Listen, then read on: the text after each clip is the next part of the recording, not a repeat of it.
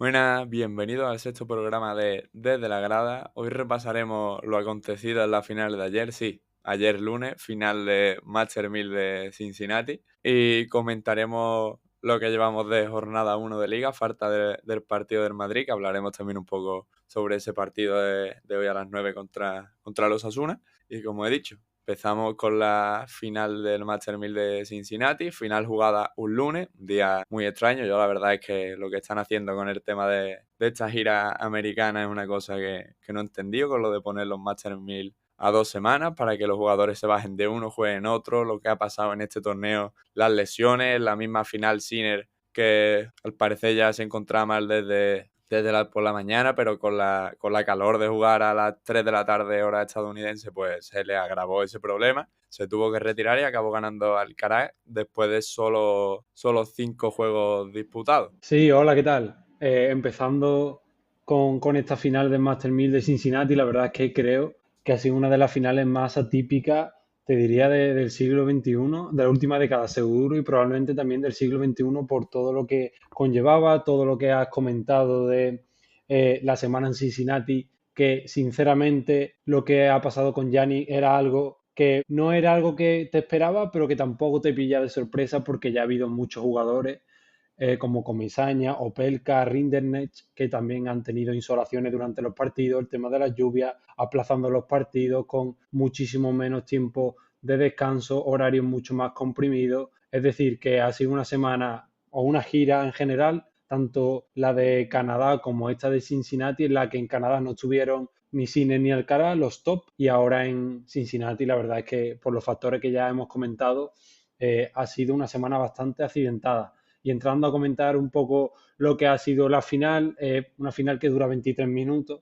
parcial de 5-0 para Carlos Alcaraz, en el que ya desde que empezó sacando sin el primer punto se veía que algo le pasaba. Y yo lo estaba viendo por televisión y digo, bueno, poco a poco se irá recuperando, irá cogiendo el nivel y demás, pero la sensación es que iba de mal en peor y hasta que llega ese momento el 5-0 en el cambio de campo que no se produce porque Sinner termina por retirarse. Sí, totalmente. Sinner termina por retirarse. Además, las imágenes que vemos en televisión en ese cambio de lado en el 5-0 es un Sinner que pide el médico y se encuentra como temblando, con cara de encontrarse bastante mal. Y dijeron, una vez ya finalizado el partido, que podría ser debido a una fiebre que estaba sufriendo desde ese día en la mañana. Y como he comentado anteriormente, pues con el calor que hace a las 3 de la tarde, más de 30 a 35 grados al sol y jugando al tenis, pues esos problemas de fiebre se agravaron y hicieron que no pudiéramos disfrutar de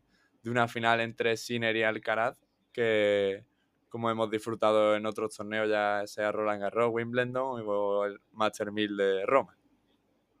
Sí, bueno, una rivalidad ya más que presente con muchísimas finales entre ellos. Creo que estará en la sexta final consecutiva o algo así. Eh, Dos jugadores que, como ya hemos comentado anteriormente en otros podcasts, están destinados a marcar una época en este deporte. Y una pena, la verdad, una pena que en parte por la incompetencia de este torneo, por los calendarios y horarios que ha jugado Sinner, que también ha tenido partidos con mucha calor. Es verdad que Carlos está mucho más acostumbrado por, por naturaleza, pero una pena que nos perdamos esta final. Sinner empezó el partido, como hemos comentado antes, con un 0-40 en contra, perdió el primer juego.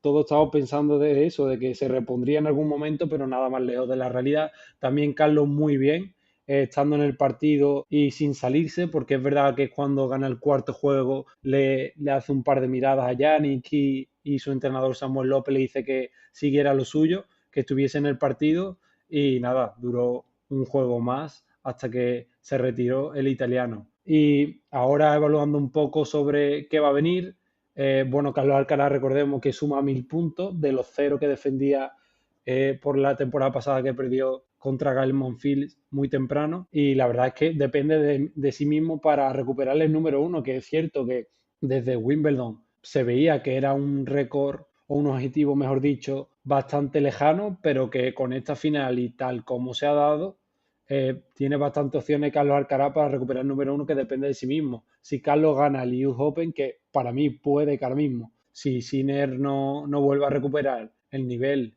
ni el estado físico, para mí ahora mismo sería favorito. Veremos cómo avanza la semana, aunque ya está aquí a la vuelta de la esquina el torneo, el último Grand Slam del año.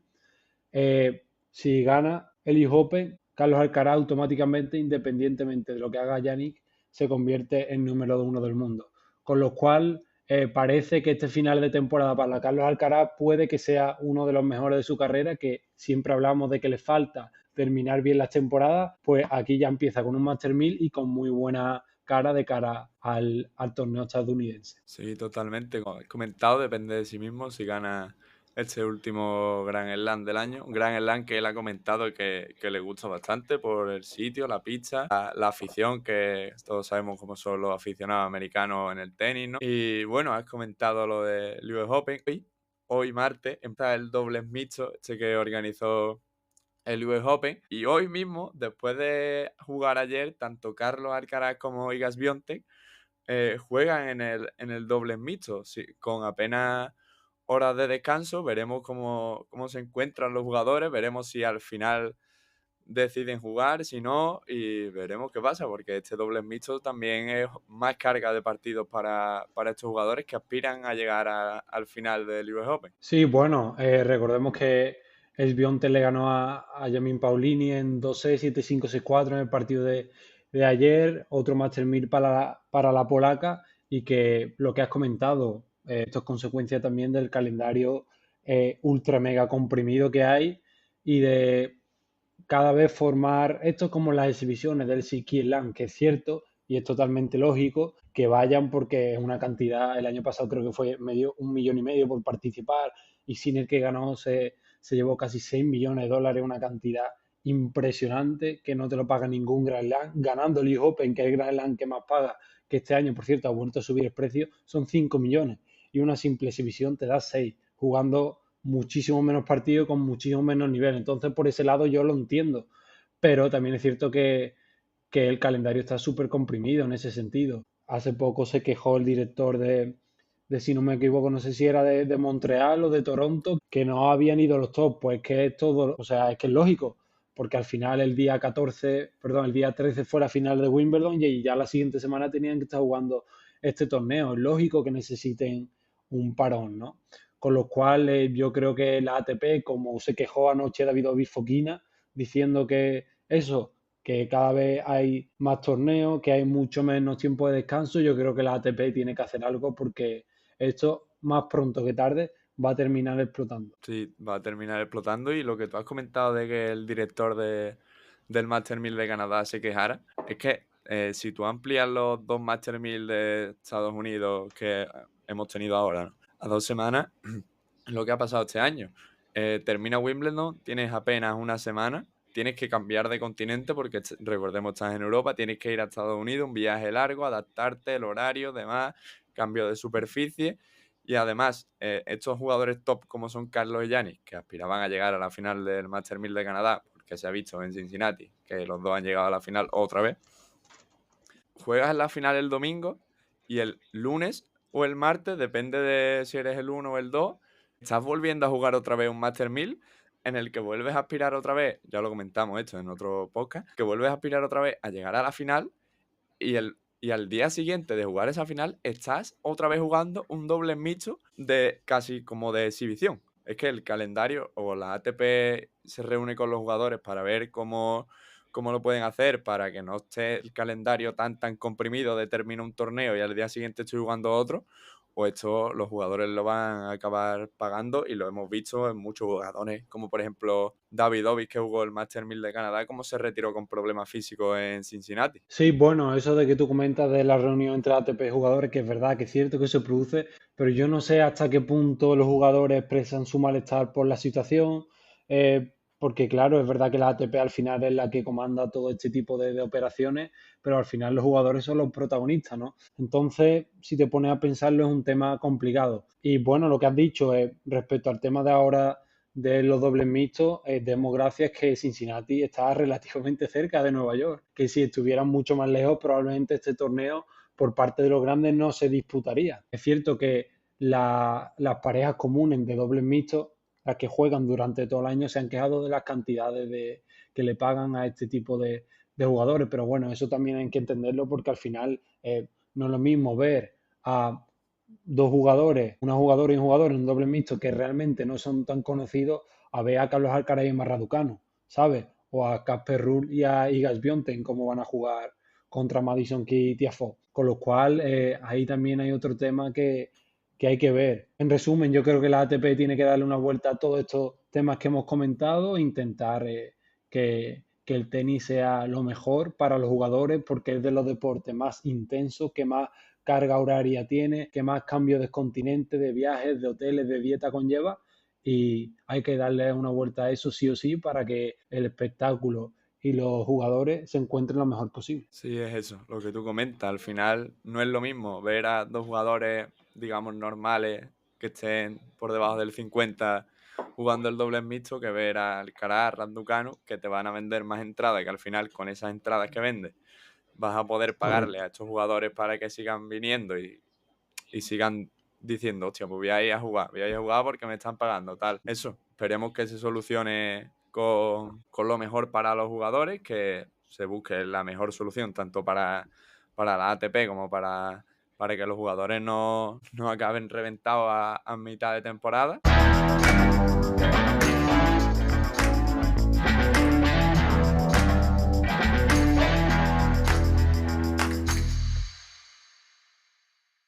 Cambiamos, cambiamos la raqueta por la pelota de fútbol. Este fin de semana ya se ha disputado la primera jornada de liga. Todavía nos queda un partido que es hoy martes a las 9, Madrid-Osasuna. La jornada se abría con un Girona-Rayo, un Girona que venía de fichar bastante, de traer gente nueva para su equipo, pero que este Euro Rayo ha podido con él 1-3 en el campo del Girona. Y bueno, como el Rayo siga al nivel demostrado que con el partido con el Girona, podemos ver otra temporada del Rayo en Europa. Sí, totalmente.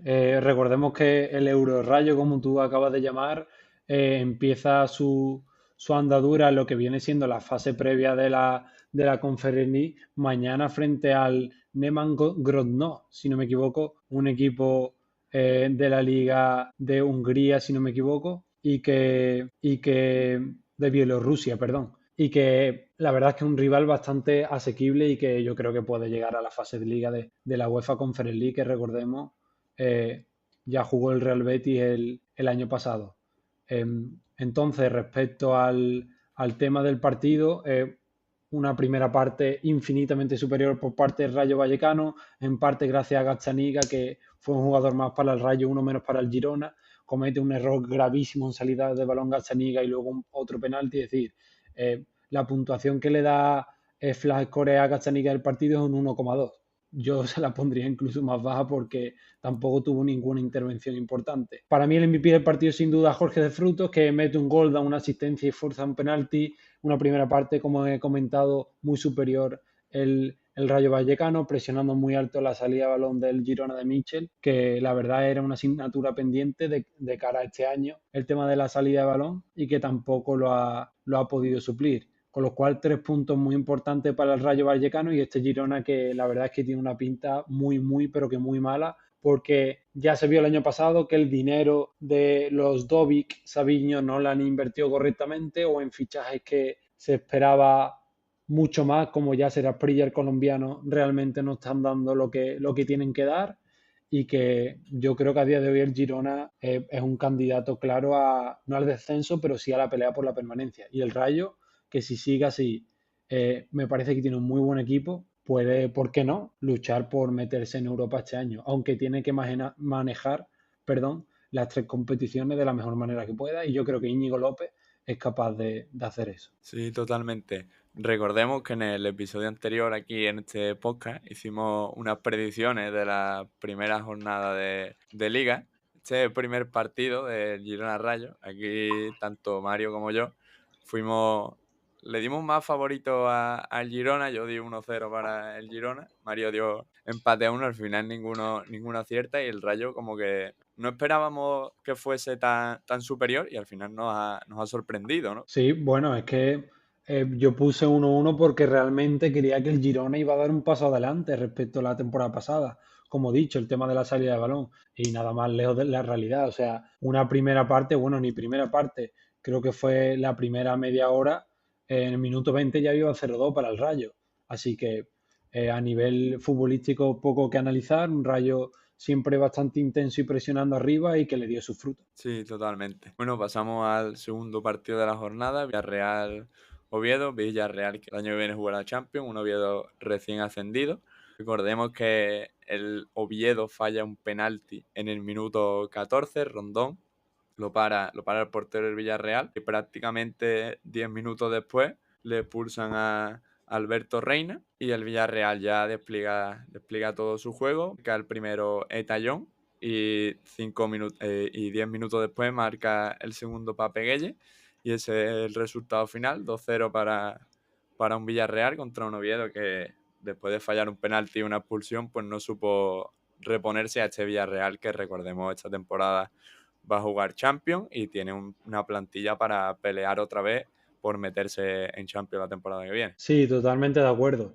Un Villarreal que se le vio muy sólido como siempre, con la nueva pareja de, bueno, sí, de centrales, pues como es Rafa Marín y también Juan Foy que va a jugar más de central porque ahí los quiere más Marcelino y lateral derecho Santiago Mourinho, él es del Alavés y del Atlético de Madrid, perdón, del Alavés, que quería el Atlético de Madrid, pero que finalmente se lo ha llevado el Villarreal, que hizo un partido tremendo. Para mí el Villarreal mejora la defensa de cara el año que viene. Es cierto que la pérdida de Baena le hace mucho daño, pero sumando a jugadores como Etallón, que ya tuvo el final de la temporada pasada, como Alberto Moleiro, como Thomas Partey, yo creo que es un equipo que tiene muchísimo que dar. Y un partido, la verdad, que dominó bastante como es habitual en el Marcelino, en el Villarreal de Marcelino.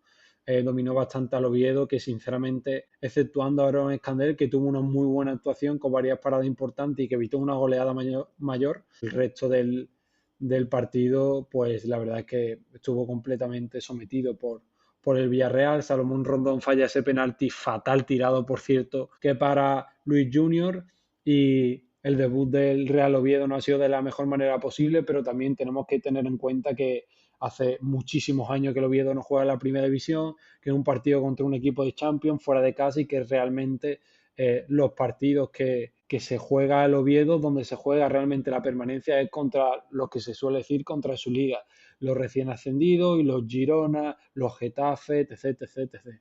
Con lo cual, yo espero que este Oviedo de Paunovic vaya subiendo nivel poco a poco y que vaya puntuando en esos partidos que acabo de comentar. Sí, hemos hablado de Tallón y justo ayer y esta mañana he soltado noticias de que hasta el 31 de agosto tiene una cláusula de en torno a unos 4 millones, 4 millones y medio.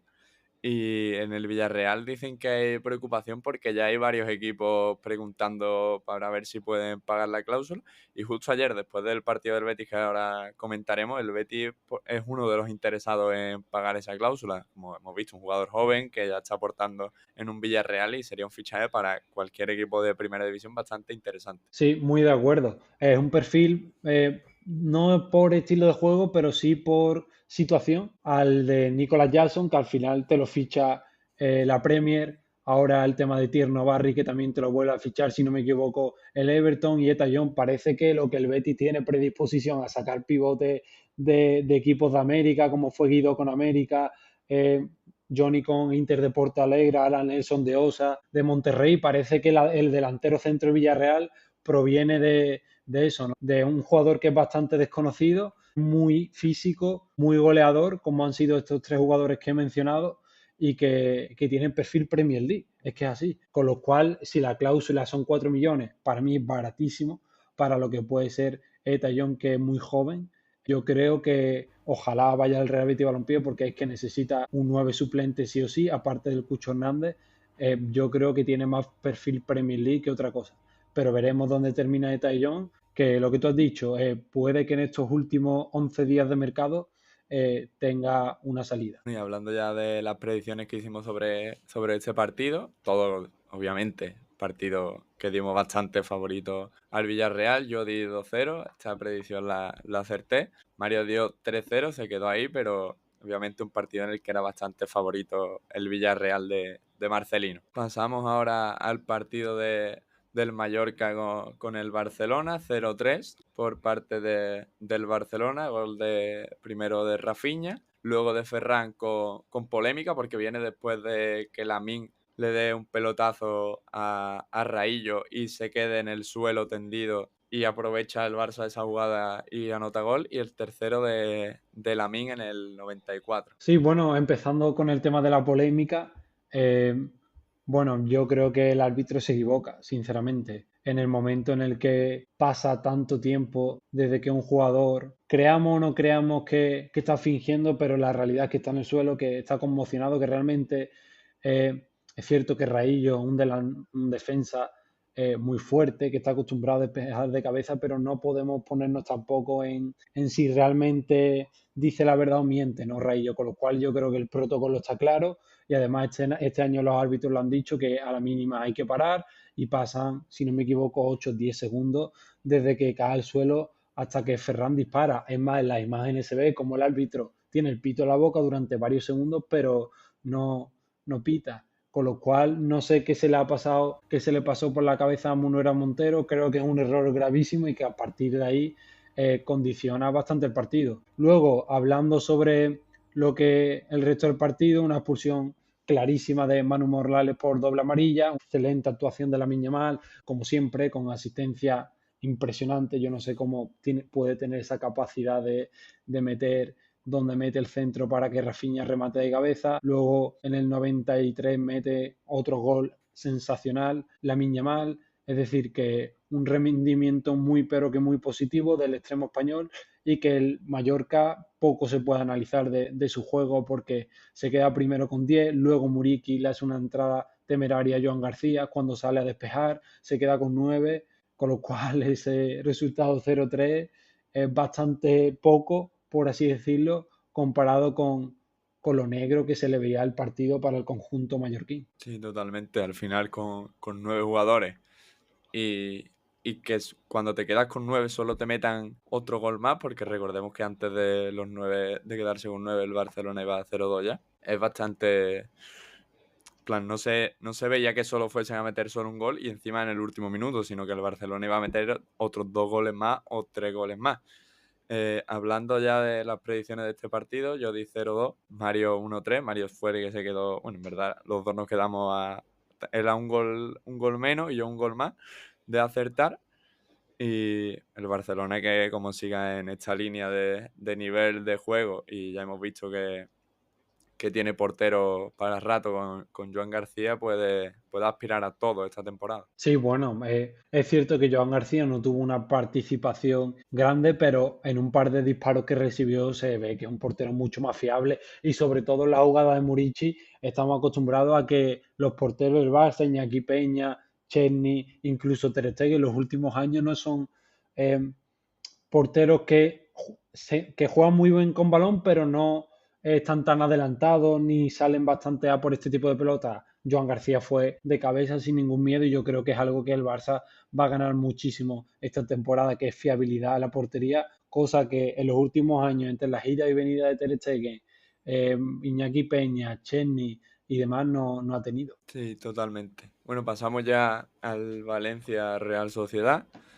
Este era el partido 1-1, gol de Diego López por parte del Valencia y de Takefusa Kubo por parte de la Real Sociedad. Un partido que estuvo bastante igualado. Dos equipos que la Real este año volverá a pelear para meterse en Europa, y el Valencia que está intentando no hacer lo que hizo la temporada pasada, que es estar en el pozo casi todo el año y después subir, sino estar desde el principio arriba y poder pelear otra vez por Europa. Sí, bueno, la verdad es que no fue tampoco el mejor partido para ver, sinceramente. Un empate que yo creo que va a ser el primer partido de temporada. Los dos te lo firman. El primer gol de Valencia y del partido viene por un excelente pase de Dani Raba, que para mí fue el MVP del partido, con 4 remates totales, 17 de 21 pases completados, 4 toques en área rival, es decir, un partido excelso de Dani Raba, que le mete un balón perfecto para Diego López para que se la pique a Ale Remiro y meta el primero. Y luego el segundo gol es un golazo de Cubo de fuera del área.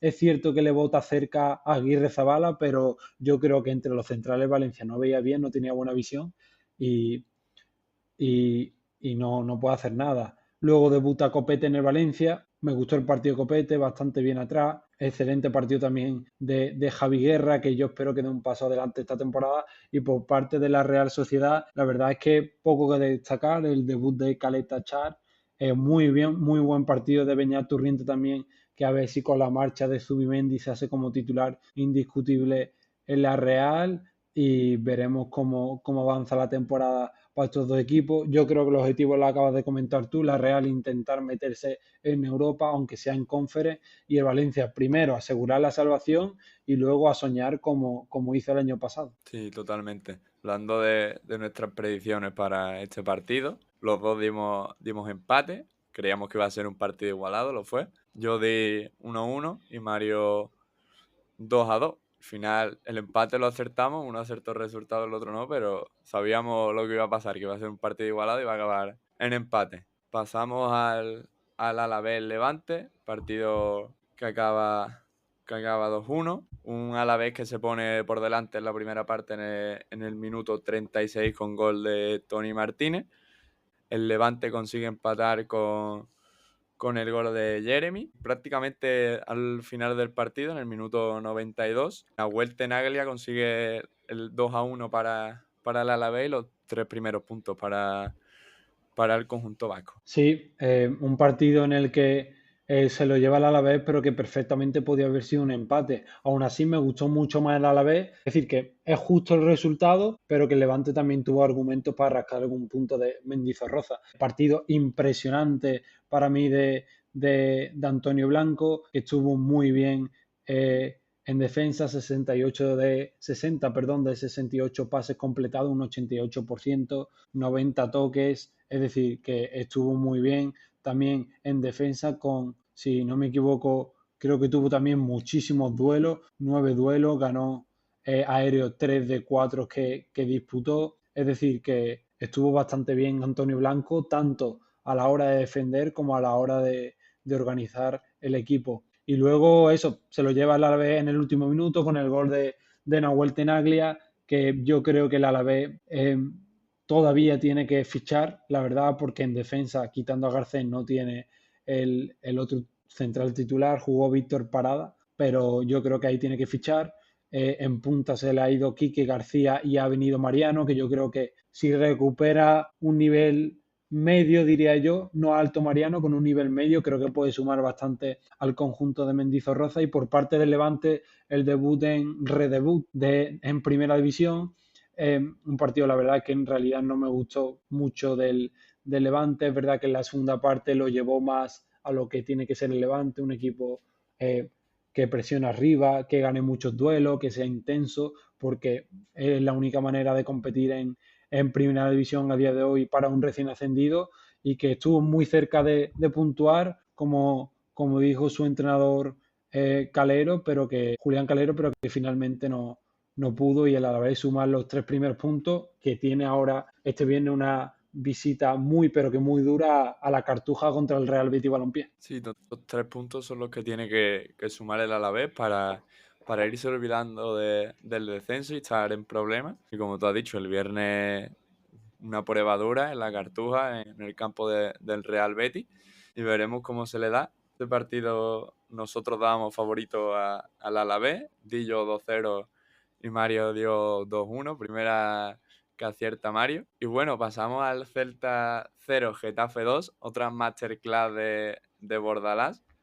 El primer gol del Getafe lo mete Adrián Liso y el segundo Cristian Tujuche. Pero hablamos de la masterclass de Bordalás porque salió con Da Vinci en el lateral izquierdo, que la temporada pasada descendió a segunda ref con el Recreativo de Huelva. Becoucha, con 20 años, que la pasada temporada jugó en segunda ref también, y el partido de debut en primera era este el suyo. Liso, 20 años, que la pasada temporada jugó en segunda y ese partido era su debut, y Cristán Tojuche, ¿no? Que ya estaba la temporada pasada en el Getafe, pero que llegó procedente de segunda red, un chaval que era medio centro y Bordalás lo convirtió en su delantero prácticamente estrella. Sí, es que ahora hablamos del Celta de Claudio Giralde, pero es que hay que hablar sobre José Bordalás. Es una auténtica maravilla lo que está haciendo con este equipo. Dos laterales, como tú has dicho, semiprofesionales, incluso de muy, muy bajo nivel. A nivel ranking me refiero porque hicieron un partido impresionante. John Martín, que venía de jugar en el Valladolid, descendido a segunda. El tema de Adrián Liso, Uche, que llegó al Getafe como pivote y ahora está haciendo el delantero centro con el equipo, con una masterclass tremenda que dio ayer, luchando y peleando a campo abierto, dos remates totales, 14-20 pases completados, 45 toques, 9 toques en área rival, 9 toques, más del doble del segundo jugador del Getafe, que fue Mauro Arambarri. Es decir, estadística impresionante, entendiendo que el Getafe es un equipo que pisa muy poco área rival. Tener 9 toques en el área rival, en este caso el Celta de Vigo, es sin duda de MVP clarísimo. Y el tema de Bordalás, juega con defensa de 5 y solo pone un central. Es una auténtica maravilla, pone 4 laterales, luego en el centro del campo un jugador que es verdad que es mucho más de tener la pelota y de distribuir el juego como Luis Milla, pero luego Aran Barry y John Martín son dos jugadores completamente destructores. Y arriba Adrián Liso, que se entendió muy bien con Uche, ambos anotaron y que sacaron los 3 puntos de Balaído. Campo muy, pero que muy difícil la temporada pasada, veremos si lo es este año, y con portería cero. Con lo cual, yo no creo la perfección, pero si existiese un partido perfecto por parte de Getafe de Bordalás, creo que es el que jugó el sábado en Vigo. Y luego por parte del Celta, la verdad que un equipo bastante flojo, que es verdad que hubo un momento donde tuvo la pelota, pero eso no quiere decir nada, porque Yago Aspas no me gustó tampoco nada. Jugla es verdad que estuvo un poco mejor, fatal estuvo Suárez. Yo creo que a partir de ahora va a empezar a meter mucho más en dinámica a Brian Zaragoza. Ilain Moriba tampoco tuvo su partido. En defensa, la lesión de Starfelt le vino muy mal al conjunto vigués, porque jugó Rodríguez en lugar del central en lugar del central sueco, y la verdad es que tampoco lo hizo bien. El mejor para mí fue Mingueza, que estuvo en la línea de la temporada pasada, subiendo bastante por la banda, entrando por dentro para la construcción de juego, pero que en realidad no hizo mucho más. El conjunto de Claudio Giralde, que lo intentó con los cambios, como hemos comentado, Brian Zaragoza, con Borja Iglesias, con Pablo Durán, Hugo Sotel y demás, pero que la masterclass de Bordalás le pudo, y que empieza bastante mal la temporada para el Celta, que es un partido que realmente no te pierdas, no te esperas perder por la forma en la que se da, y el Getafe que lo empieza de toda la manera al contrario, con unos 3 puntos y con una portería cero que siempre se agradece. Sí, un Getafe que empieza la temporada de una manera extraordinaria y, como tú has comentado, un Celta que no es el que esperábamos, ¿no? Ya que con los fichajes tanto de Borja como de Ferran Jugla, como el último que has comentado, que ya empezará a entrar más en dinámica, como es Brian Zaragoza, debería de dar un pasito adelante a partir de la siguiente jornada si quiere pelear por meterse en Europa. Hablando de nuestras predicciones, aquí nos dábamos un duro por el Getafe. Yo di un empate a 1 y Mario dio un 2-0 a favor del Celta. Al final el resultado fue el que dio Mario, pero al revés, un 0-2 a favor del Getafe. Pasamos ahora a hablar del Athletic Club de Bilbao Sevilla, un 3-2, un, un Bilbao que empieza anotando un gol de penalti, un penalti que provoca Nico Williams, hecho por Juanlu. La gente dice que no es penalti, a mí sí me lo parece, le da una patada por detrás y le quita el zapato. El segundo gol del Bilbao viene antes del descanso también, Marouane Sanadí. En el descanso parece que Matías Almeida le da una reprimenda a los jugadores del Sevilla. Anota el Sevilla en el 60 gol de Luque Bacchio, en el 72 empata el partido Agumé y ya en el 81 Robert Navarro pone el 3-2 definitivo para el Bilbao. Un Sevilla que sorprendió bastante peleándole el partido de tú a tú al Bilbao, y como el Sevilla sigue así, nosotros lo dábamos para descender, pero como siga en esta línea de pelear todos los partidos, puede dar alguna sorpresa y estar más arriba a final de temporada. Sí, muy de acuerdo con lo que dices.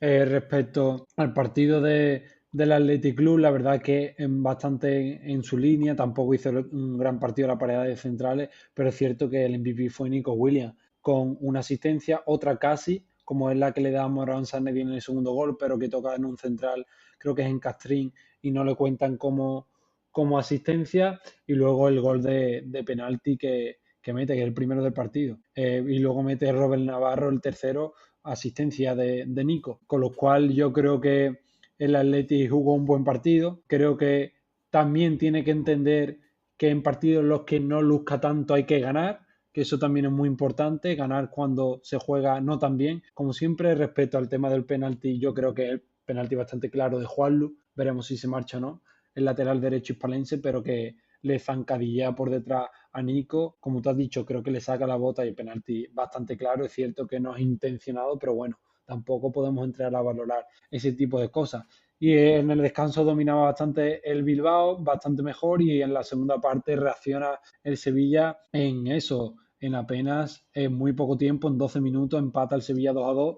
Realmente no estaba teniendo mucha más producción ofensiva el Sevilla, pero es cierto que estaba mucho más intenso, que estaba un equipo bastante más correoso, he visto yo el Sevilla en la segunda parte, la primera no, pero en la segunda parte sí, y creo que ese es el camino que tiene que llevar, y si va mejorando algunos aspectos, como hemos comentado, el tema de, de la intensidad, incluso tiene alguna suerte en algunos partidos que no lo tuvo la temporada pasada. Un Sevilla que recordemos no ha hecho, o por lo menos los que jugaron ayer, no ha sido ningún fichaje de esta temporada, pues la verdad es que lo tiene bastante negro para el tema de la permanencia. Pero creo que ayer con Almeida se vio un pasito más, que es el tema de la intensidad, del compromiso, del sacrificio, que no se veía con anteriores entrenadores. Sí, totalmente. Y un sacrificio y una intensidad que, como has comentado, si mantienen durante la temporada, no van a sufrir como sufrieron la pasada. Hablando de nuestras predicciones, este partido nos quedamos bastante cerca, dimos favorito al Bilbao, 3-1 el resultado que dimos los dos. Al final, Sevilla metió ahí un golito más, pero bueno. Pasamos ahora al partido del Español con el Atlético de Madrid. Un Atlético de Madrid que hizo una primera parte muy buena con casi todos los fichajes de titulares: Cardoso, Baena, Thiago Almada, Ruggeri, Janko. Y en esta primera parte se vio un Atlético de Madrid distinto, un Atlético de Madrid que jugaba un poco más al fútbol. Julián Álvarez mete el único gol del Atlético de Madrid, un golazo de falta, pero al descanso Simeone quita a Johnny Cardoso porque había visto amarilla junto antes del descanso, y en el 70 quita tanto a Alex Baena como Thiago Almada. Con estos tres cambios que hace el Cholo, el Atlético de Madrid deja de jugar a lo que está jugando en la primera parte y pierde la pelota. El Español se vuelca en ataque a partir de estos cambios, obviamente, después de recuperar la pelota, porque el Atlético de Madrid dejó de tener el balón. Marca el primero Miguel Rubio en el 73, 5 minutos después de estos dos cambios que he comentado. Y en el 84, Pere Milla mete un gol ahí de cabeza, medio cayéndose, que remonta el partido y pone el 2-1 final para el Español. Sí, empezando por el Atlético de Madrid, has comentado ya que de los 11 jugadores que partieron de titulares, 5 eran nuevos fichajes: Janko, Ruggeri, Cardoso, Almada y Baena. Eh, yo creo que lo más positivo del Atlético de Madrid en el partido de ayer fue la primera parte, cuando realmente empezaron a asociarse los Almada, los Baena, Julián Álvarez y demás. Creo que a partir de ahí el Atlético de Madrid puede mejorar mucho respecto a la temporada pasada en esa sociedad de esos tres jugadores. Y una vez que hicieron los cambios, el equipo se vino completamente abajo, como ya has comentado. El partido de esas, la nota más negativa para mí del Atlético de Madrid, esa zona izquierda defensiva de Janko y Ruggeri, los dos nuevos fichajes que personalmente no me gustaron nada. Ruggeri porque en el gol de Pere Milla, como has comentado, deja a Omar El Hilali que centre. No entiendo por qué no va a bloquear el centro y a impedirlo. Y luego Janko, que la pelota del centro del lateral derecho español le pasa muy cerca y tampoco es capaz de defenderlo. Luego en otra jugada Ruggeri sale adelante con 2-1 perdiendo, intenta hacer una conducción por el centro del campo que no entiendo por qué la hace, pierde la pelota evidentemente y se la recupera por Lozano, que hizo un partido excepcional, con lo cual yo creo que la nota más negativa del Atlético de Madrid fueron los fichajes defensivos y la buena noticia fueron los fichajes ofensivos, incluso Johnny Cardoso, que es verdad que no hizo el mejor partido, porque para mí Baena y Almada estuvieron mejor que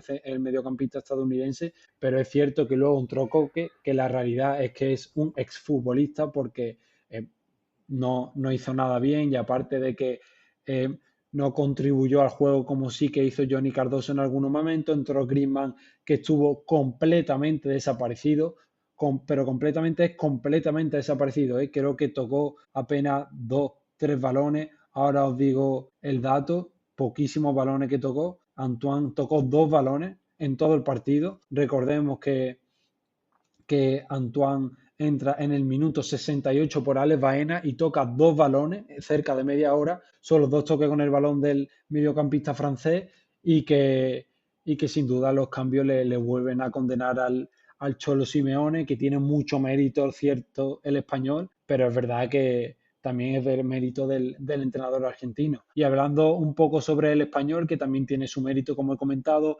Celso partido de Edu Expósito, que para mí es el mejor jugador del español en este partido, con 33 pases completados de 38, 52 toques en el partido, uno de un regate completado, una asistencia, por cierto, que es el primer gol que mete Miguel Rubio, es pase de Edu Expósito, con lo cual para mí esa es la nota más positiva del español, que como equipo supo tener esa capacidad de reponerse al golazo que metió Julián Álvarez de falta, que da la sensación que es el único que realmente está a varios niveles o a años luz del resto del equipo. Sí, totalmente. Has hablado también de Griezmann. Griezmann, sinceramente hablando, lleva prácticamente desaparecido desde la temporada pasada, ¿no? Y un Atlético de Madrid que eso, los fichajes defensivos no aportaron apenas nada, fueron de hecho la nota un poco discordante de esa primera parte y de esa segunda parte del Atlético de Madrid. Y bueno, aquí desde la grada dábamos todos como favoritos al Atlético de Madrid, yo 0-2, Mario 0-1. Y al final un español que, como tú has dicho, sabe reponerse del golpe, del golazo que mete Julián de falta y acaba remontando este partido. La entrada de Pablo Barrios también es muy significante porque yo creo que le cambia la cara al partido. Y también comentando el tema de Griezmann, yo creo que es más culpa del entrenador poner a Coque en el estado de forma en el que está y que no te aporta nada que poner a Griezmann, porque Griezmann es un jugador que tiene que ser mucho más participativo, tiene que pedir mucho más la pelota. Y es que lo que he dicho, en media hora 2 toques de balón, es una media de cada 12, 14 minutos un contacto con la pelota, con lo cual yo creo que Griezmann ya no iba a ser titular con la entrada de Alex Baena, con el fichaje de Alex Baena y de Thiago Almada, pero que creo que está sin duda el partido de ayer la sentencia del media punta francés y que creo que Alex Baena va a tener muchísimo protagonismo que va a tener Griezmann esta temporada. Sí, bueno, pasamos ahora al partido del Elche con el Betis, el que se disputó ayer a las 9 de la noche. El Betis empezó bien, metiendo un buen gol a Aitor Ruibal, pero en la segunda parte el Betis parece que se quedó en el vestuario, ¿no?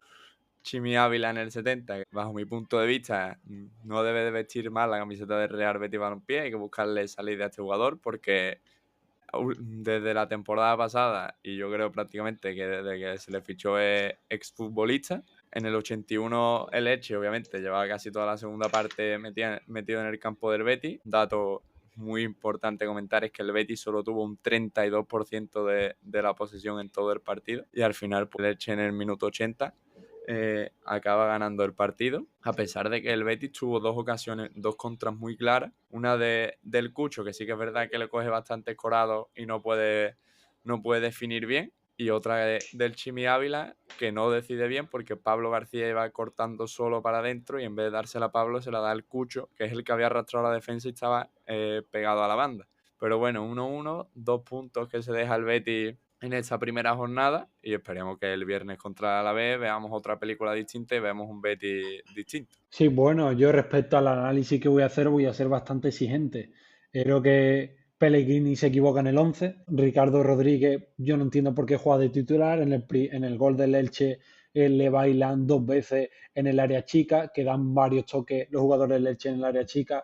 Eso es signo de fragilidad defensiva. Creo que tiene que jugar Firpo ya, independientemente del estado de forma en el que esté, que tiene que ser bueno porque viene de ser el MVP, el mejor lateral izquierdo de la temporada pasada en la segunda división inglesa. Con lo cual, que ayer Junior Firpo juegue eh, los 90 minutos, creo que es un error gravísimo de, de Manuel Pellegrini, que creo que ahí se equivoca. El mejor del partido para mí es Aitor Rival, con muchísima diferencia, ya no por el gol, sino por cómo pelea, cómo juega en otra posición que es distinta a lo que está acostumbrado. 3 remates totales, 13 de 17 pases completados, 4 toques en área rival. Bastante positivo el partido de Aitor Rival, que yo creo que con la consolidación de Ángel Ortiz en el lateral derecho, ahora que no está Anthony, o el extremo derecho que venga, tiene que estar jugando como titular incluso en esta banda derecha, y que para mí el Betis hizo un partido algo mejor en la primera parte, pero en la segunda parte no te puedes dejar dominar por el Elche. Es que no puedes. El Cucho también falla una ocasión clarísima.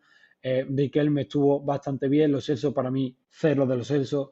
Eh, es verdad que en alguna jugada fue a pedirle y tal, pero que con la baja de Isco tiene que ser el capitán general del Real Betis, porque esa posición de la media punta es muy importante para el 4-2-3-1 de Manuel Pellegrini y para el estilo de juego del Betis, con lo cual si los Celso no aparece, medio Betis se cae, ¿no?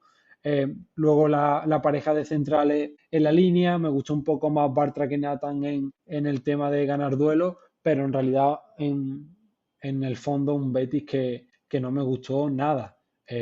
Luego con los cambios, como has comentado, del Chimi Ávila, un partido que fue horrible, tampoco aportó nada.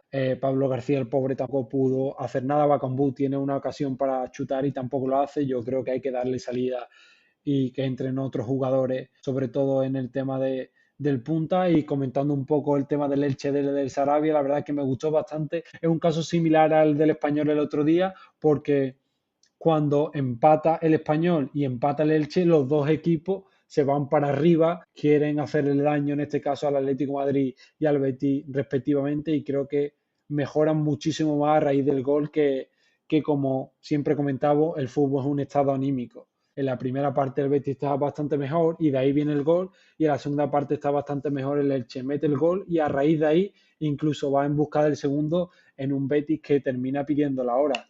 Con lo cual no se puede perder este tipo de puntos, porque pierdes 2 puntos contra un equipo recién ascendido en la primera jornada de la liga, que es cierto que el Betis no ha hecho una buena pretemporada, esa es la realidad, o no ha acabado de buena manera la pretemporada, pero es cierto que el Elche tampoco, es decir, el Elche viene de jugar en segunda división y es el primer partido en liga después de, si no me equivoco, 3 años, con los cuales tú tienes que ser mucho más exigente contigo mismo y sacar este tipo de partidos adelante, sea como sea. Sí, totalmente de acuerdo contigo. El Real Betis debería haber sacado este partido, sobre todo porque es que tiene dos ocasiones claras. Una el Chimi y otra el Cucho, y perdonamos. Entonces, si perdonamos estas ocasiones ahora contra el Elche, que es recién ascendido, contra el Villarreal mismamente, que el año pasado te estabas peleando con él para entrar en Champions, si fallas esas ocasiones no empatas, quedas 3-0 perdiendo. Así que esperemos que el Sí, Betis solucione los problemas de cara a la sí, segunda jornada, este viernes en la Cartuja contra el sí. Alavés. Y Sí, bueno, eso te iba a decir, que antes he comentado que el partido que tiene el Alavés este viernes contra el Betis es durísimo, pero para el Betis también es muy duro, ¿eh? Jugar ahora con un Alavés que ya sabemos cómo juega, con los fichajes que ha tenido, que viene de sumar 3 puntos la primera jornada, yo creo que es una prueba muy dura para el Betis, que tiene que superarla sí o sí y sacar estos 3 puntos para empezar a sumar ya de 3 en 3, porque luego vienen las 3 competiciones, que si la Copa ahora en noviembre, diciembre, enero, luego el tema de la fase de liga de la Conference League, que ya juega prácticamente toda la semana liga y conference, sumándole si llega lejos en la Copa, con lo cual el partido de este Betis, del viernes, perdón, para el Betis, es un partido muy, pero que muy importante, que tiene que sacar los 3 puntos de la mejor manera posible. incluso empezar a sumar nivel de juego y a los nuevos fichajes también. Sí, totalmente. Esperemos que el viernes sea, como he comentado antes, otra película diferente. En cuanto a nuestras predicciones, yo di 0-2, que estuvo a punto de darse con las dos ocasiones que tuvimos claras. Y Mario dio 1-2 al final. Pues empató el Elche, no pudimos ganar. Y hablamos un poco del partido de hoy, un Madrid-Osasuna, un Real Madrid que viene, como comentamos en el episodio anterior, de jugar el Mundial de Clubes, que viene de hacer poca pretemporada, de prácticamente empezar hace una semana, semana y media, y con la inscripción del fichaje de Franco Mastantuono en el filial. ¿Qué opinas de eso tú, Mario? Bueno, respecto a ese fichaje, yo creo que es un fichaje que el Madrid también tiene que hacer, ¿no? Que ya estamos acostumbrados a que pesque en territorio brasileño, como ha sido con Vinicius Junior, como ha sido con Rodrigo Goes, que veremos si tiene salida al Manchester City o a otro equipo. Y creo que Franco es un jugador que le va a aportar bastante, sobre todo a un jugador que juega también en la media punta, pero juntándose en banda derecha, también entrando por dentro. Eso puede hacer que a lo mejor Fede Valverde juegue más en el medio del campo, aunque ya sabemos que es un jugador bastante polivalente el uruguayo y que yo creo que va a tener mucha importancia esta temporada, también con Arda Güler en el centro del campo. Creo que este año va a ser un centro del campo mucho más sólido que el año pasado, con mucha más tenencia de la pelota, también con la línea de tres a la hora de sacar la pelota y metiendo también a Alexander Arnold por dentro. Me está gustando bastante lo que he visto del Mundial de Clubes, aunque no tuvo un buen resultado el Real Madrid, sobre todo en esa eliminación contra el Paris Saint-Germain con esa goleada, pero es cierto que en la pretemporada, lo poco que hemos visto, me ha gustado y le tengo bastante esperanza para este comienzo de liga. Y respecto a los Asuna, que ha cambiado de entrenador, ahora está Alessio Licci, que recordemos que ascendió al Levante esta temporada y han fichado por el Osasuna, que creo que se van a compenetrar bastante bien porque creo que el estilo de juego que siempre plantea Alessio Licci en los equipos que ha estado le puede venir bastante bien a Osasuna, no para este partido que veo bastante favorita el Real Madrid y que los pronósticos ya dije que creo que iba a ganar el Real Madrid por 3-1, veremos si se cumple, pero que creo que para el resto de la temporada esa compenetración entre los Osasuna, Alessio Licci y su director deportivo que es Braulio, que me parece también muy bueno, a ver si le ayuda con los fichajes. Creo que Osasuna puede hacer una buena temporada. Está 25-26, pero creo que en este partido es favorito el Madrid. Creo que sí, Mbappé, Vinicius, incluso Gonzalo García, que veremos cómo está el delantero español. Y si lo que hemos visto en el Mundial de Clubes es simplemente un espejismo o en Liga puede hacer de ese Mundial de Clubes una confirmación en el Real Madrid, que no tiene nueve, esa es la realidad, y que yo creo que Mbappé, Gonzalo García y Vinicius Junior puede ser una delantera muy positiva este año para el conjunto blanco. Veremos cómo lleva a cabo la temporada y que para este partido en concreto, jugando en casa, para mí es favorito el Real Madrid de Xavi Alonso. Sí, totalmente. El Real Madrid que es favorito casi en cualquier partido que juegue en casa. Recordemos que el Bernabéu, siempre que el techo cerrado y demás, dice que la afición se escucha un montón. El Madrid que se ha reforzado en posiciones que le hacía falta, como es el medio del campo y demás. Y a ver, Gonzalo García, que yo sinceramente espero que sea el 9 titular esta temporada en el Madrid, con Vinicius y Mbappé en banda. Y como Sí, sea solo la mitad de lo que nos dio en el Mundial del Club Gonzalo García, el Madrid puede tener un delantero para rato y al coste cero, sacado de su cantera, de la fábrica. Y un Madrid que como esté a un nivel parecido al que nos ha demostrado en el Mundial de Clubes y demás, en Liga siempre pelea y sabemos que en Champions el Madrid tiene un alma y un espíritu diferente, ¿no? sí, yo creo que el debe del Real Madrid de la temporada pasada, aparte de la negligencia de Carlo Ancelotti y que realmente a nivel de juego no hizo nada por el equipo cuando más lo necesitaba, creo que se ha reforzado el Madrid, cosa que no ha hecho en las últimas temporadas. Ha fichado a Dean Huijsen en la defensa, para mí fichaje de 10, ha fichado a Álvaro Carrera en el lateral izquierdo, fichaje de 10, Arnold en el lateral derecho también, como hemos comentado a la hora de la salida de balón, que puede entrar por dentro, fichaje también de 10 o de 9 y medio. Creo que el de Mastantuono a futuro puede sumar bastante. Arda Güler, que no es un fichaje, pero podría serlo porque el año pasado no jugó apenas y por la posición que ahora está jugando más de interior, más en la base, en la creación de balón.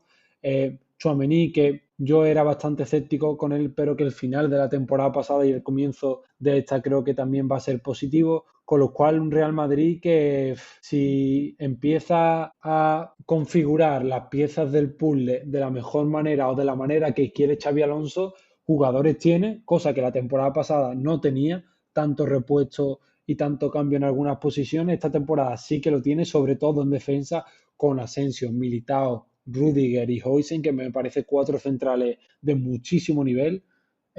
Yo creo que el Real Madrid puede hacer bastantes cosas positivas esta temporada. En Liga, sobre todo, que creo que puede ser más regular que el año pasado, y en Champions, que no hay ninguna duda del nivel que ha mostrado siempre el Real Madrid en esta competición. Con lo cual yo soy bastante positivo con el Real Madrid y Xavi Alonso. También creo mucho en Xavi Alonso. Ya vimos lo que ha hecho con el Bayer Leverkusen, que sin duda ha sido uno de los equipos de la década, incluso diría de este siglo XXI, y que esperemos que empiece de la mejor manera posible por el bien de los madridistas y también por los aficionados al fútbol. Bueno, pues hasta aquí el sexto episodio de Desde la Grada. Como siempre, seguidnos, darle like, seguirnos en redes sociales, que ahí iremos subiendo cuando se publican los nuevos episodios y demás. Y esperemos que os haya gustado. Nos vemos en el próximo.